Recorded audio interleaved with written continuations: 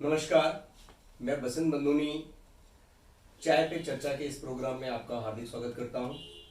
और आज मेरे साथ मेहमान हैं हमारे श्री शक्ति प्रकाश देवशाली जी, जो वार्ड नंबर 30 से भारतीय जनता पार्टी के प्रत्याशी हैं। मैं बताना चाहूँगा देवशाली जी के बारे में। इन्होंने बजरंग दल ज्वाइन किया 1989 में, बीजेपी समिति के प्रेसिडेंट रहे, फिर उसके बाद मंडल जनरल सेक्रेटरी के पद को ग्रहण किया।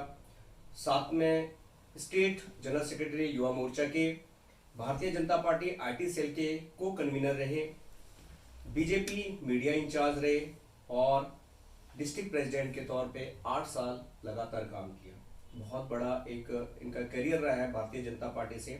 और 2016 के चुनाव में as a municipal councillor elect होकर के आए और 5 साल अपनी सेवाएं इस चंडीगढ़ को शहर को दिया। तो मैं शक्ति प्रकाश देवशाली जी का इस प्रोग्राम में हार्दिक स्वागत करता हूँ। देवशाली जी, आप भारतीय जनता पार्टी के प्रत्याशी के तौर पे वार्ड नंबर 30 से आए हो और आपने अपने इस जो संकल्प पत्र है उसमें कुछ घोषणाएं की हैं, कुछ आपकी लोगों के साथ वादे हैं कि आप ये करोगे। उनमें से सबसे बड़ा एक आपने लिया है कि सैनिटाइजेशन का, कि भाई जो गंदगी है उसको आप दूर करेंगे। तो इसके बारे में भी थोड़ा बताइए आप हमारे दर्शकों को। जी, जब मैं यहाँ घूम रहा था तो मैंने देखा कि वार्ड में जगह जगह जो है कहीं सफाई नहीं हो रखी है। अगर सफाई हुई है तो कूड़े के ढेर लग गए हैं, और जब कूड़े के ढेर लगते हैं तो वहाँ पर एक स्पॉट बनाता है लोगों को कूड़ा फेंकने का। ऐसे स्पॉट जो है अगर कहीं कूड़ा इकट्ठा भी करते हैं तो साफ होने चाहिए। हम ये वायदा करते हैं अगर भारतीय जनता पार्टी विजयी होती है तो कूड़े का ढेर जो है वो कहीं आंखों पर दिखने वाला आईसोर नहीं बनेगा, और जैसे कूड़ा इकट्ठा होता है वो साफ किया जाएगा। जी, आपको लगता है कि यहाँ पे बहुत सारी गंदगी है, ऑलरेडी कूड़े के ढोर बहुत सारे। ओके, बहुत बढ़िया। दूसरा आपका जो पॉइंट है वो maintenance of park and green belt. आपने कहना है कि जो पार्क वगैरह की मेंटेनेंस प्रॉपर नहीं है।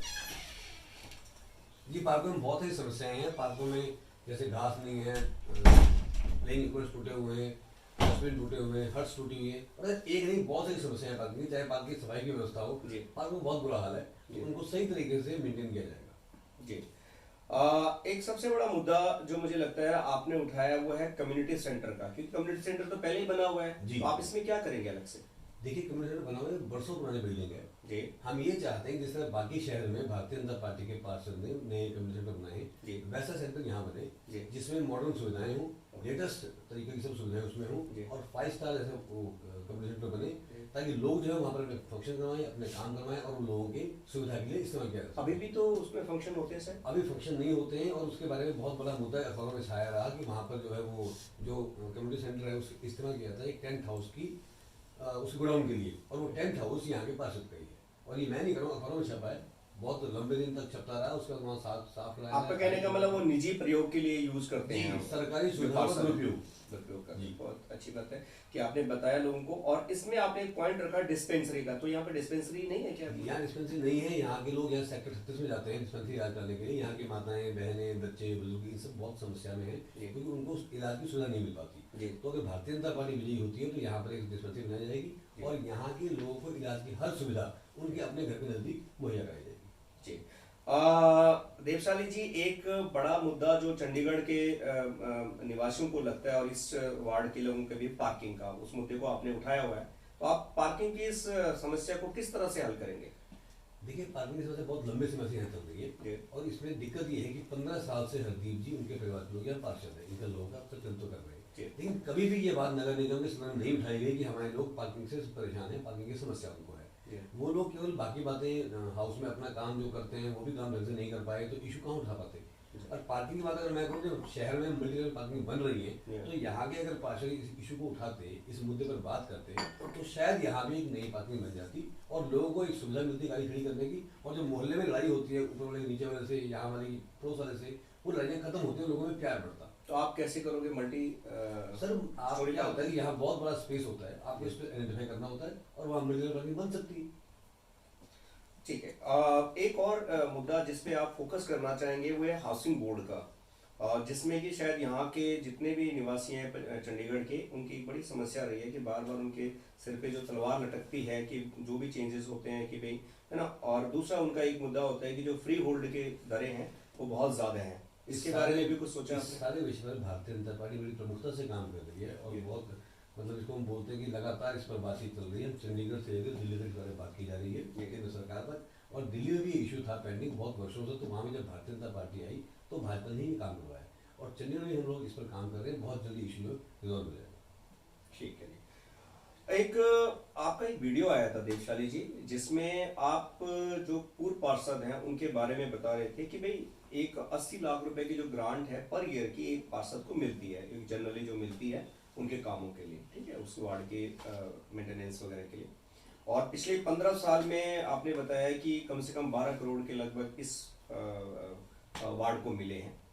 वो उसके बारे में भी लोगों को बताएं कि वो क्या चीज़ है 12 करोड़। वो मुद्दा ये था कि वो यहाँ बार बार बात करते हैं विकास करवाया विकास करवाया, लेकिन जब हम यहाँ घूमे हैं तो हमने देखा है सड़कें ऊंची नीची हैं, रोड गलियाँ बंद पड़ी हैं, पार्किंग की समस्या है, पार्किंग की सफाई नहीं हो रही है, मलबे के ढेर लगे हुए हैं, पार्क के अंदर गंदगी है, झूले टूटे पड़े, मतलब बहुत सारी समस्याएं, पार्क में लाइट नहीं जल रही है। तो उन्होंने हमने ये कहा, लोग कहते थे कि हमारे ये काम नहीं हो रही, तो हमने कहा कि अगर 80 लाख रुपए एक पार्षद को एक साल में मिलता है वार्ड डेवलपमेंट फंड, जो प्लान बजट से अलग होता है, तो अगर हिसाब लगाएं 15 साल का तो लगभग 12 करोड़ रुपए बनता है। और 12 करोड़ रुपए अगर सरकार यहाँ ये हमारे पार्षद जो है अगर यहाँ लगाते तो ये वार्ड चमक रहा होता, निखरा हुआ होता।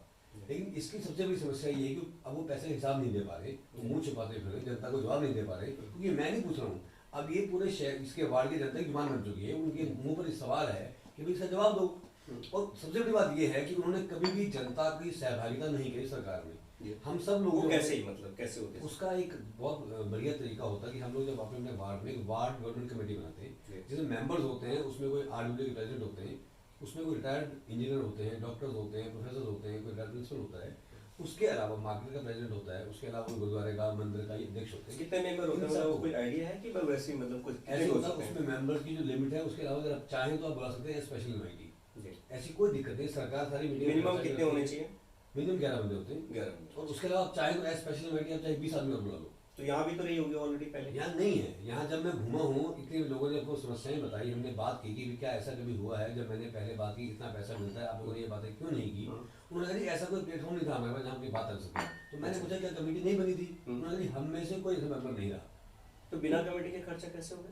जनता की सहभागिता इस खर्चे में नहीं हुई। ये खर्चा कहाँ हुआ इसका हम जवाब नहीं दे पा रहे, क्योंकि किसने अप्रूव किया, कहाँ चला गया, कहाँ लगा, कुछ किसी को नहीं पता है। लेकिन ये बात स्पष्ट है, तथ्य है कि 12 करोड़ रुपए इस वार्ड पर नहीं लगा। अगर लगा होता तो वार्ड चमक रहा होता और यहाँ के लोग परेशान ना होते। तो अगर ये भी तो एक तथ्य होता है कि अगर समिति कोई बनी है माना, तो उस समिति के कुछ मीटिंगें भी होती होंगी, वहाँ पे कुछ हस्ताक्षर भी होते होंगे, कुछ रजिस्टर भी होता होगा मेंटेन, ऐसा तो होता होगा?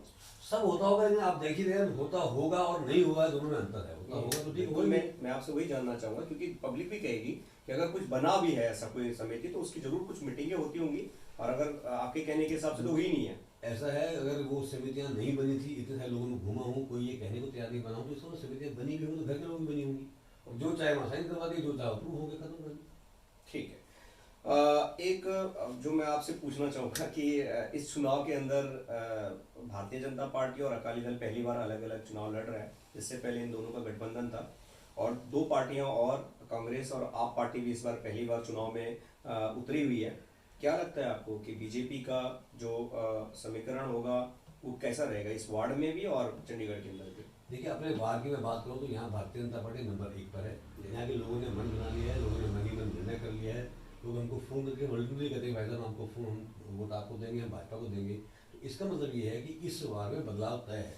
यहाँ के लोगों ने बदलाव का संकल्प लिया है, और केवल भारतीय जनता पार्टी विकल्प के रूप में यहाँ है, क्योंकि लोगों ने पहले कांग्रेस को भी देख रखा है, लोगों ने अकाली दल को भी देख लिया है। अब लोग चाहते हैं कि इस वार्ड में भारतीय जनता पार्टी का पार्षद बने और भाजपा के विकास की राह पर वार्ड चले। ओके, तो एक चीज और है कि चंडीगढ़ के अंदर किसका देखते हैं कि मेयर किसका बनेगा? भारतीय जनता पार्टी में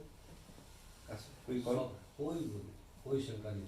ठीक, आपको क्या लगता है कि पहली बार आप पार्टी यहाँ पे आई है, केजरीवाल जी भी कुछ दिन पहले यहाँ पे एक रैली को संबोधित करके गए थे, उन्होंने कहा जी हम इसको दिल्ली की तरह मॉडल बनाएंगे, तो क्या उसका भी कोई रोल रहेगा इसमें? देखिए, उनका फोकस केवल एक बात है, वो मुफ्तखोरी पर। और इस शहर के लोग ईमानदार हैं, मेहनती हैं, मेहनत मजदूरी करके अपना पेट पालते हैं। यहाँ मुफ्तखोरी कोई नहीं चाहता, यह सरकार की सुविधाएं सब मिलती है। वो जो मुफ्त खोरी के नाम पर वोट ढूंढना चाहते हैं, इस शहर में उनको वोट नहीं मिलेगा। यहाँ का लोग वोटर पढ़ा लिखा है, समझदार है, जागरूक है। ये लोग चाहते हैं अपने सामान जो हमें सुविधा मिलती है उसकी कीमत देने को तैयार है। तो इस शहर में आपका कोई जानकार नहीं है, कहीं वो दिख नहीं रही है, और वो तो जिन लोगों ने पर्चे भर लिए वो मुंह छुपाते फिरे कि क्या करें, कोई वोट देने को तैयार नहीं है। समझता तो इसके अलावा मोदी फैक्टर काम करे? जी बिल्कुल 100%। कुछ लोगों का कहना है आपके बारे में कि आप बाहरी हो और मतलब दूसरी जगह से आए हो, तो आपकी एक्सेप्टेबिलिटी यहाँ पे नहीं होगी। आपको इसके बारे में कुछ कहना चाहेंगे आप? ठीक है, बाहरी की हम बात अगर करें तो चंडीगढ़ बहुत छोटा शहर है, और अगर ये कांग्रेस वाले अकाली दल वाले कहते हैं तो कांग्रेस के राष्ट्रीय अध्यक्ष दिल्ली में रहते हैं, पहले उत्तर प्रदेश के सांसद रहे, अब वायनाड से सांसद हैं, तो फिर वो भी बाहरी रहे। और अगर भाजपा के विकास की बात करें तो भारतीय जनता पार्टी के अटल बिहारी वाजपेयी जो प्रधानमंत्री रहे, वो मध्य प्रदेश में थे, वहाँ से पैदा हुए, लखनऊ में, उत्तर प्रदेश में वो सांसद बने और बहुत विकास कर रहा है, पूरे देश के प्रधानमंत्री बने। मोदी जी गुजरात से उत्तर प्रदेश के वाराणसी में गए, आज वाराणसी में विकास की गंगा जो लोगों को दिख रही है। तो ऐसा कुछ नहीं होता है, बाहरी भीति की बात नहीं होती है। अगर हम पर्टिकुलर अपने शहर की बात करें तो इस शहर में जो है, ये शहर जो बना हुआ है, बसा हुआ है, ये प्रवासियों के सिर पर ही है। यहाँ का जो मूल लोग हैं बहुत कम है, और वो जो थे वो यहाँ छोड़ के जा चुके हैं। अब यहाँ पर क्या है, कोई पंजाब से आया, कोई हरियाणा से आया, कोई हिमाचल से आया, कोई उत्तर प्रदेश से, उत्तराखंड से, बिहार से, मध्य प्रदेश, झारखंड, ये सारा जो शहर है ये मिला बसा शहर है पूरा।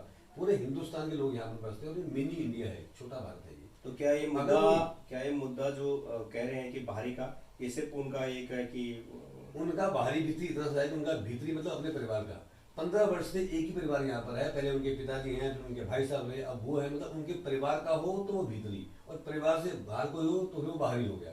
अगर मैं उनके परिवार को तो शायद वो मेरे बारे में बात नहीं कहते, लेकिन अब यहाँ की जनता ने मन बना लिया है कि अगर वो बाहरी है तो यहाँ इस शहर की, इस वार्ड की पर्टिकुलर बात करूँ तो 90% जो जनता है बाहर की है।